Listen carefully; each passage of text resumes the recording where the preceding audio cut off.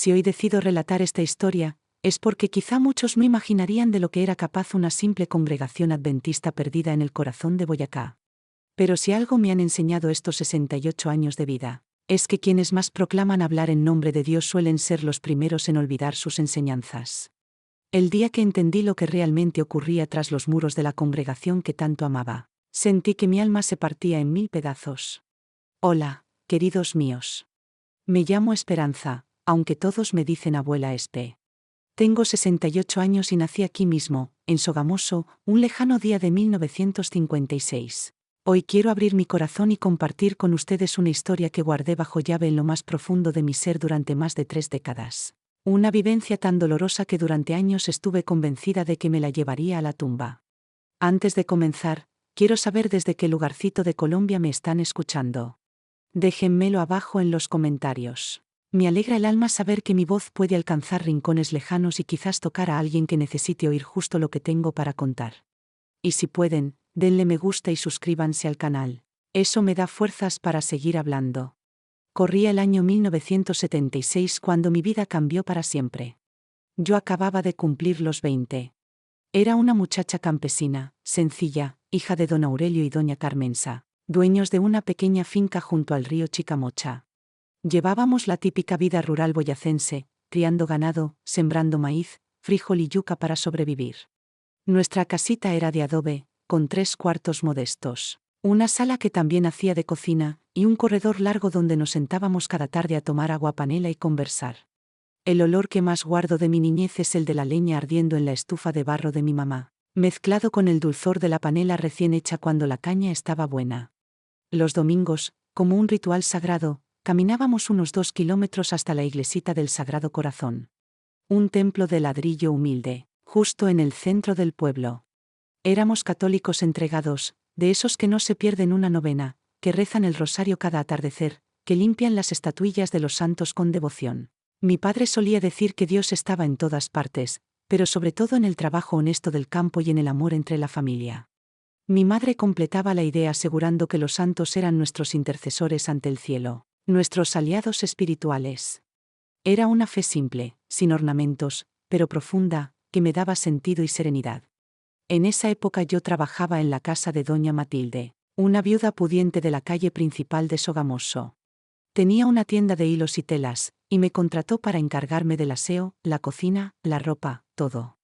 Aunque el trabajo era pesado, me trataba bien y pagaba puntual cada mes, lo que era una bendición para mi familia.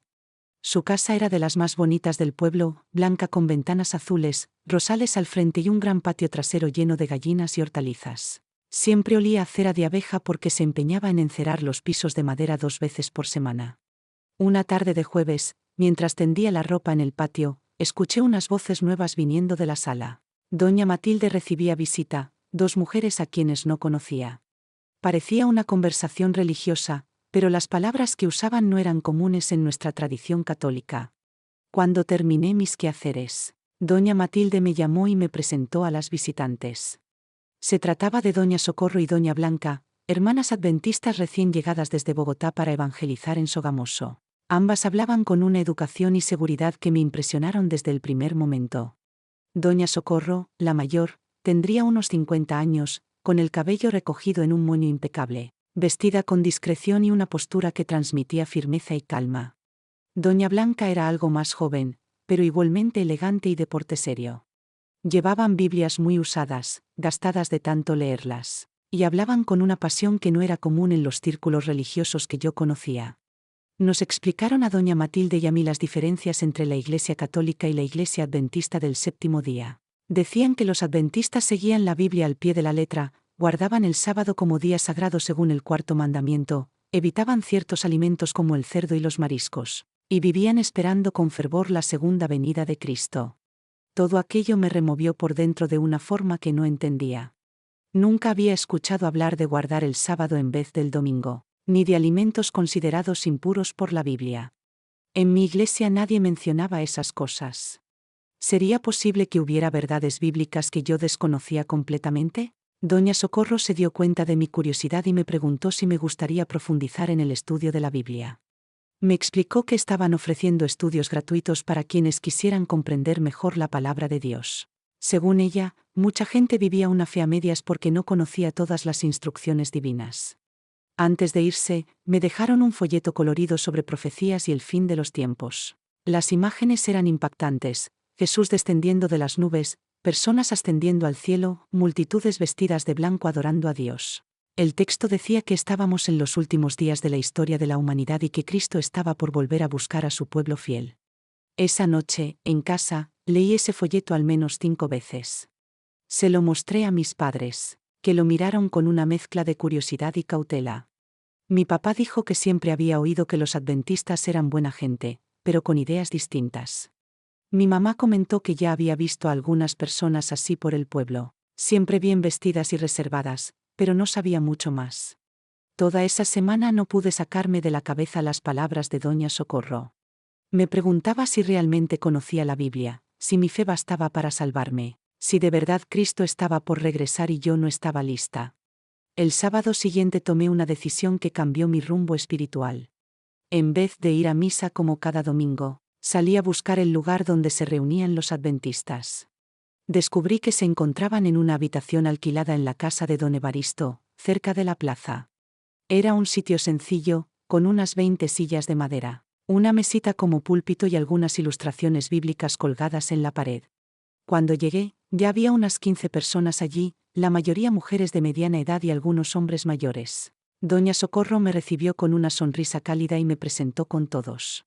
Me sorprendió la forma en que me trataron. Querían saber mi nombre, dónde vivía, si era mi primera vez ahí. La acogida fue muy distinta a la de la Iglesia Católica, donde apenas se saludaba uno con otro. El culto empezó con himnos a capela, sin instrumentos, pero las voces eran tan sentidas que la música parecía salir directo del alma. Después vino lo que ellos llamaban escuela sabática, una especie de estudio bíblico grupal. Todos participaban leyendo versículos y comentando.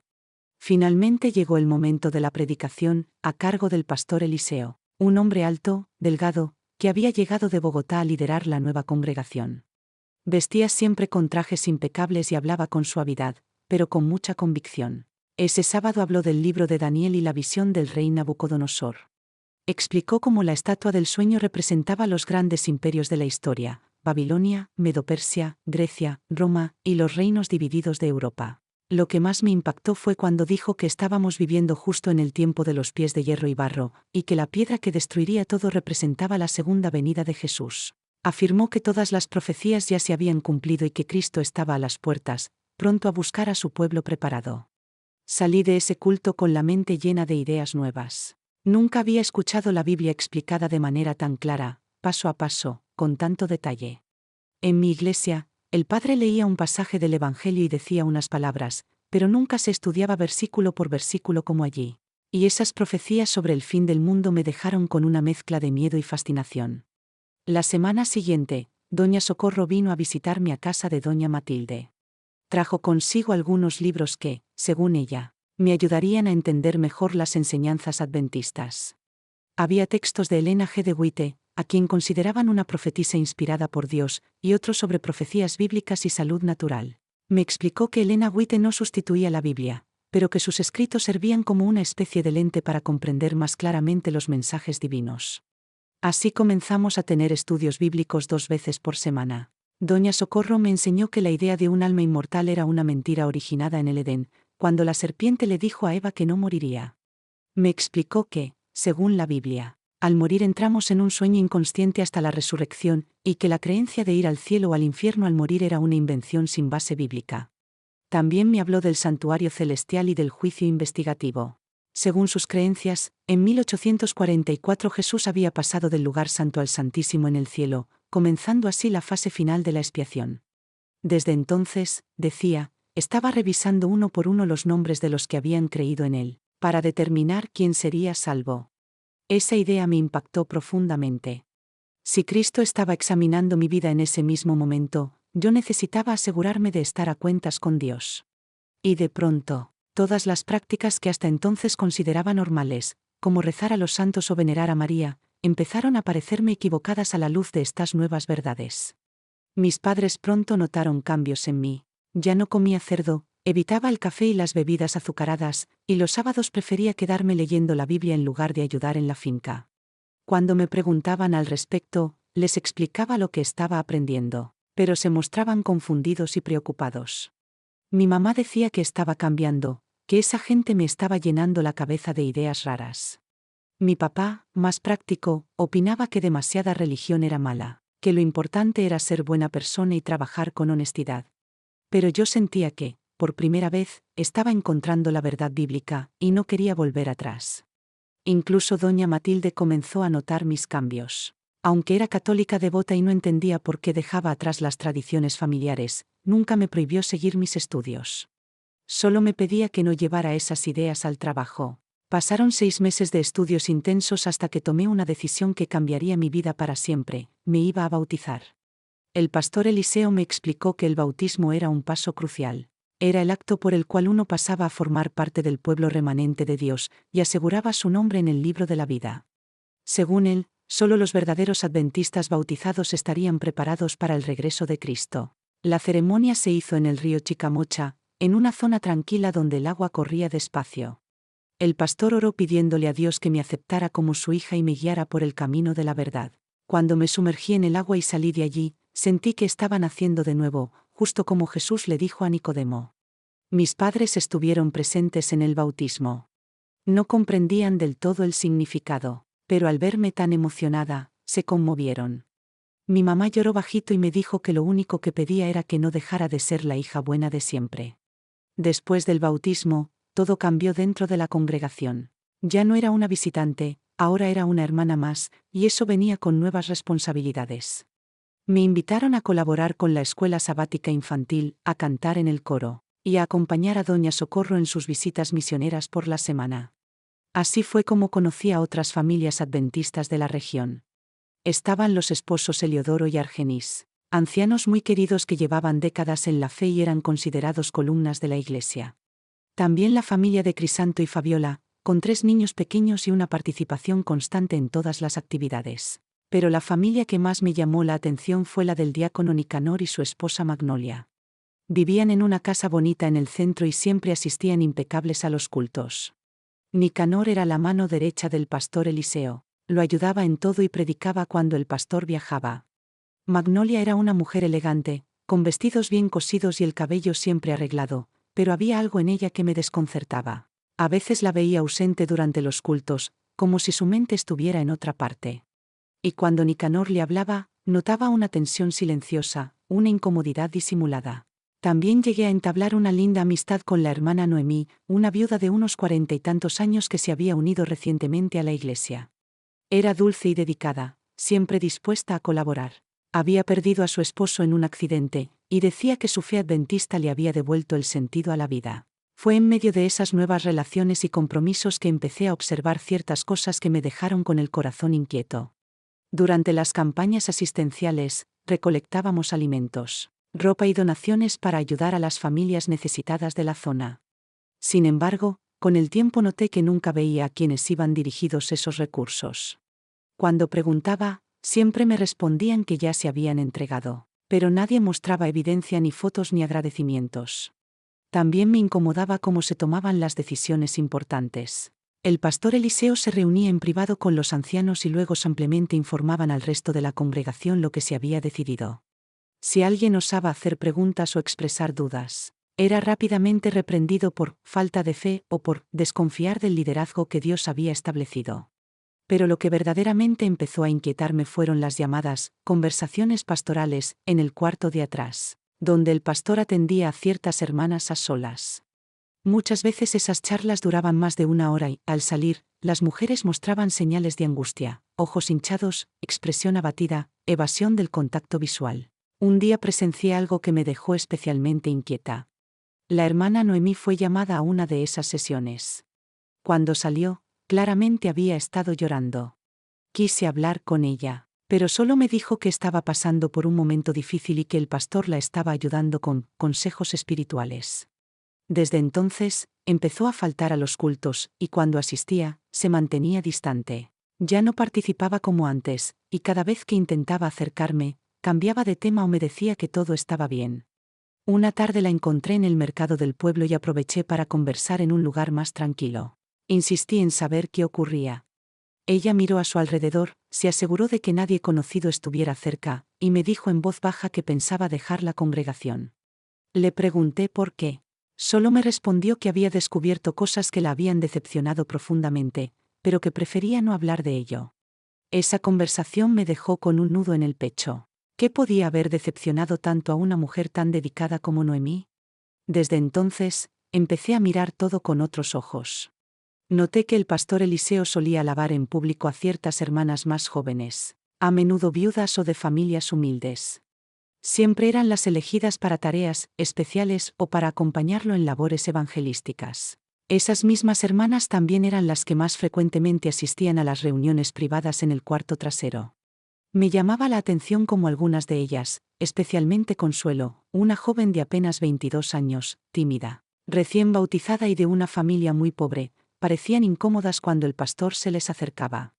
Consuelo, en particular, evitaba quedarse sola con él y salía del salón apenas terminaban los cultos.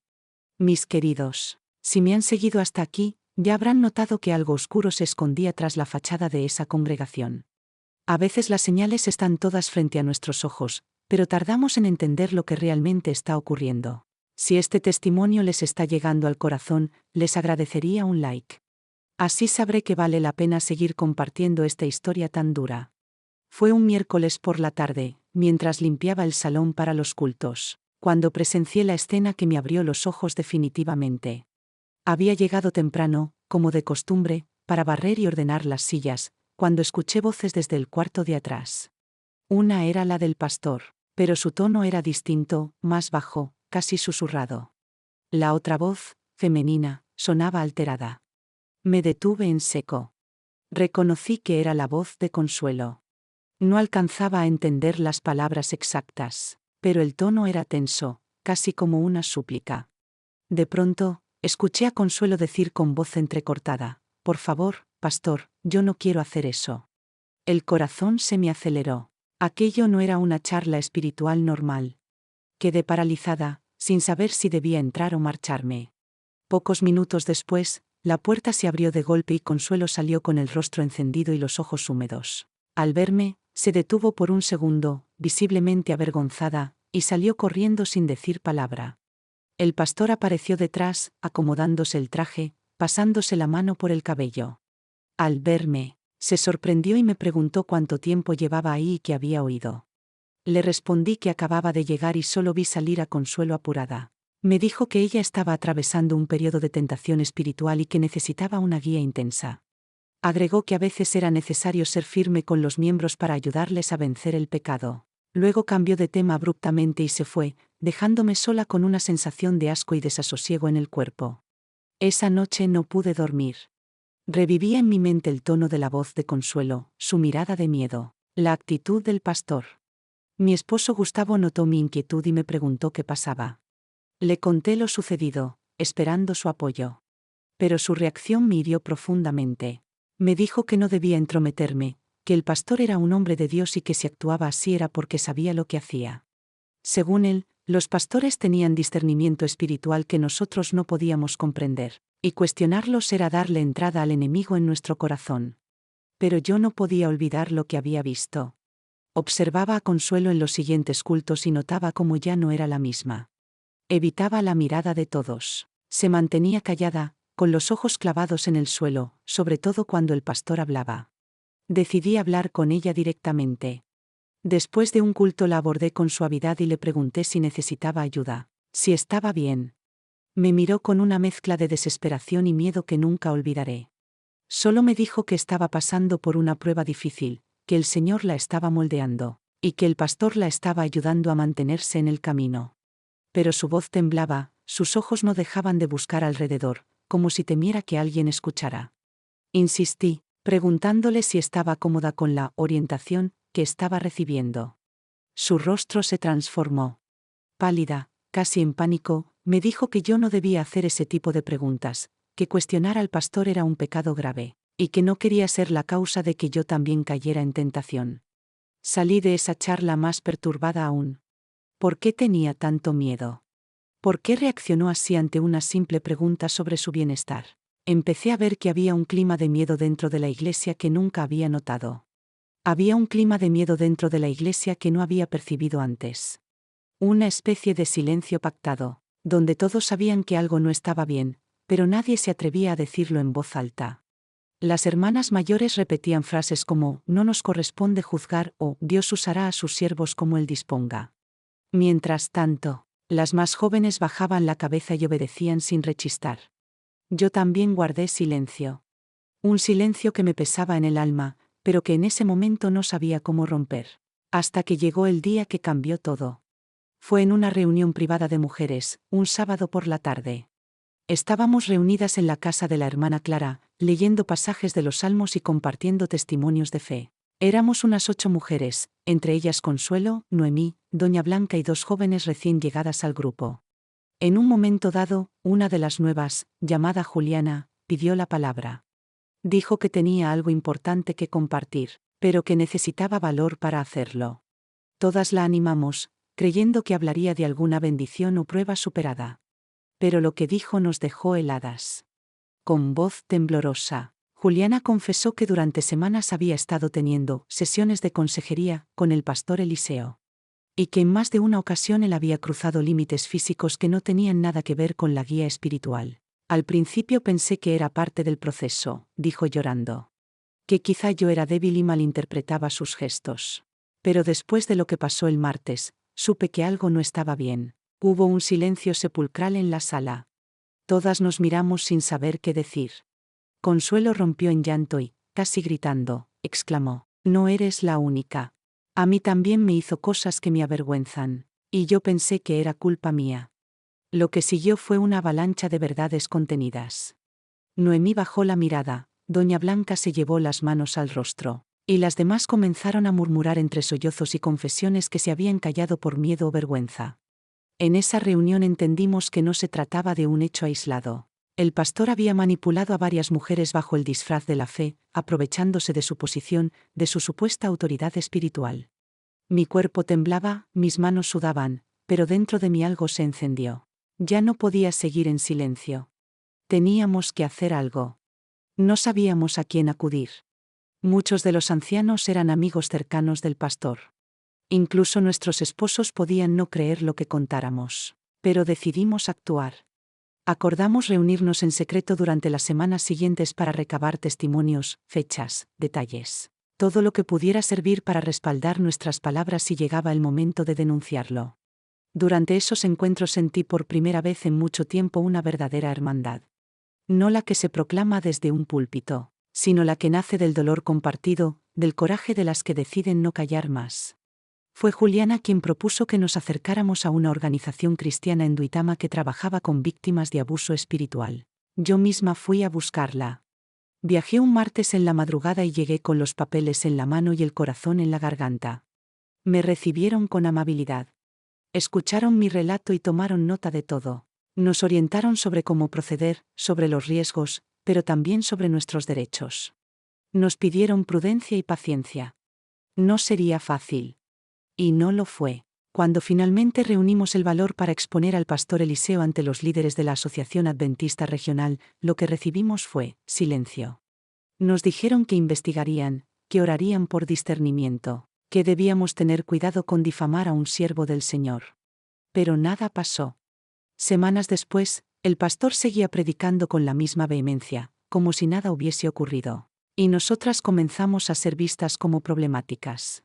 Algunas hermanas dejaron de saludarnos. Otras nos acusaban de dividir la congregación, de sembrar cizaña, de ser usadas por el enemigo. Perdí amigas de toda la vida. Mi esposo, al enterarse, me dijo que había cruzado una línea. Me pidió que dejara de asistir a la iglesia, que con mi actitud estaba poniendo en peligro nuestra reputación. Cuando le dije que no pensaba callar, que había mujeres sufriendo y que yo había visto lo suficiente, él me gritó por primera vez en nuestros 20 años de matrimonio. Esa noche dormí sola en el cuarto de los niños. Y entendí que estaba sola en esta lucha. Pero también supe que no iba a dar un paso atrás. Habíamos encendido una luz, y no permitiría que la apagaran otra vez. Habíamos encendido una luz, y no permitiría que la apagaran otra vez. Al domingo siguiente, Juliana, Consuelo y yo fuimos personalmente a visitar a la presidenta de la Asociación de Mujeres Adventistas del distrito. No la conocíamos en persona, pero sabíamos que tenía cierta independencia de los pastores locales. Nos recibió en su casa, con una mezcla de cordialidad y cautela. Escuchó cada testimonio con atención, sin interrumpirnos. Cuando terminamos, cerró los ojos unos segundos, suspiró profundo y dijo: «Esto no es nuevo. Pero ustedes son las primeras en venir juntas, con valor y pruebas». Esa frase me estremeció. ¿Había pasado antes? ¿Y simplemente lo habían tapado? Nos explicó que el proceso sería lento, que enfrentábamos no solo a un hombre, sino a una estructura que muchas veces protegía el prestigio por encima de la justicia. Aún así, se comprometió a llevar nuestra denuncia directamente al Comité Disciplinario Nacional. Semanas después, recibimos una notificación oficial: el pastor Eliseo sería trasladado temporalmente por motivos personales. No había mención del motivo real. No se nos reconocía públicamente. Pero al menos lo sacaron. Por dentro sentí una mezcla de alivio y rabia. Alivio porque ya no estaría allí manipulando ni dañando a nadie más. Rabia porque todo fue disfrazado, encubierto, como si nada hubiese pasado. Algunas hermanas se fueron de la iglesia. Otras, como yo, decidimos quedarnos y resistir desde dentro. Fundamos un pequeño grupo de mujeres al que llamamos Voz de Esther. Nos reuníamos cada semana para estudiar la Biblia, pero también para compartir nuestras vivencias, protegernos y fortalecernos. Nos convertimos en una red silenciosa, pero firme. Comenzamos a identificar patrones, a escuchar con más atención a las jóvenes, a intervenir cuando notábamos señales de abuso disfrazado de guía espiritual. No éramos bien vistas por todos, claro. Algunos ancianos nos tildaban de rebeldes disfrazadas de piadosas, pero ya no nos importaba. Habíamos aprendido que callar solo protegía al agresor, nunca a la víctima. Y yo, por mi parte, había encontrado mi voz. Una voz que durante años estuvo silenciada por miedo, por doctrinas malinterpretadas, por lealtades mal entendidas. Hoy puedo decir que sigo siendo creyente. Creo en Dios, en Cristo, en la esperanza de un mundo mejor. Pero ya no lo hago desde la obediencia ciega, sino desde una fe madura, crítica y profundamente humana. Aprendí que la verdadera iglesia no es un edificio ni una institución, sino el corazón de quienes buscan la verdad con honestidad. Y que el Espíritu de Dios no se mueve solo entre pastores o líderes, sino también entre mujeres campesinas, viudas, niñas tímidas o jóvenes que se atreven a decir: «Esto no está bien». Contar esta historia me ha costado noches en vela, lágrimas, amistades y hasta la paz de mi propio hogar. Pero si mi voz sirve para que otra mujer no se sienta sola, entonces ha valido la pena. Porque al final, la fe que no libera, que no sana, que no defiende al débil, no viene de Dios. Yo lo sé porque estuve allí, y decidí no callar más.